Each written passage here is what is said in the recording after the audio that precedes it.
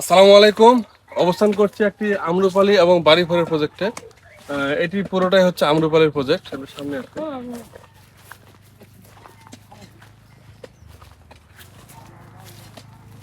এই গাছগুলো আমরা হার্ড প্রুনিং করেছিলাম।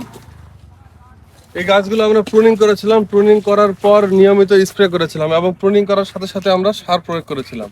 এরপর বর্তমান অবস্থায় এটা 3 নম্বর কুশি, হ্যাঁ 3 নম্বর কুশি, কিছুটা 2 নম্বর কুশি, এভাবে চলছে।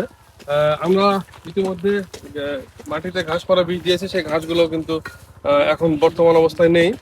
আবার হয়তো বৃষ্টি পড়লে তখন আবারও ঘাস পাড়া ঘাস জেগে উঠতে পারে। তো আমরা চেষ্টা করবো জমিতে যেন ঘাস না ওঠে।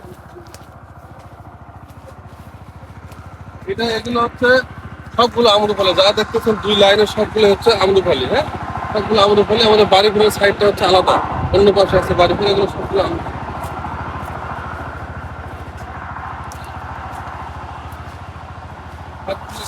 ভালো এবং চকচকে, এবং এই যে পাতাগুলো আছে দেখেন, আমরা যে চেষ্টা করেছি পাতাগুলো চকচকে এবং ফ্রেশ রাখার জন্য, রোগমুক্ত, কোনো রকম পোকার আক্রমণ নাই।